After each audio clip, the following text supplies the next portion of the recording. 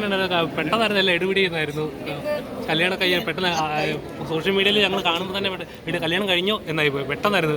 അത് പെട്ടെന്ന് വെച്ച് കഴിഞ്ഞാൽ അങ്ങനെയല്ല, നമ്മള് പ്ലാനിങ് ഉണ്ടായിരുന്നു. പക്ഷെ അതങ്ങനെ മുന്നേ എൻഗേജ്മെന്റ് നടത്താനോ അല്ലെങ്കിൽ ഒരു സേവ് ദ ഡേറ്റ് അങ്ങനെയൊന്നും ചെയ്തില്ല എന്ന് മാത്രം.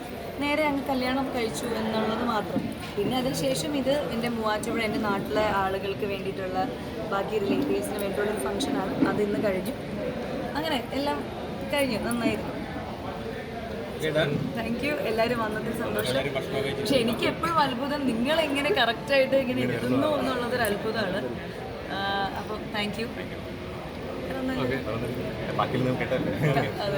ബാക്കി ഇത് ഫംഗ്ഷൻ അങ്ങനെയൊന്നും ഉണ്ടായിരുന്നില്ല. ചെറിയൊരു ഫംഗ്ഷൻ, ഞങ്ങൾ ജസ്റ്റ് എല്ലാവരെയും ഗ്രീറ്റ് ചെയ്തു അത്രേ ഉള്ളൂ. അല്ലാണ്ട് വേറെ ഫംഗ്ഷൻ ഒന്നും ഉണ്ടായിരുന്നില്ല.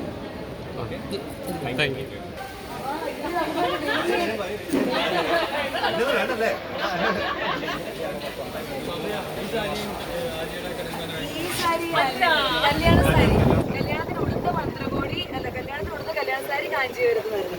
ഇത് പ്രേമിന്റെ സെലക്ഷനാണ്. പ്രേം എവിടെ നിന്നാണ് മേടിച്ചതെന്ന് എനിക്കറിയില്ല, ഞാൻ ചോദിച്ചില്ല.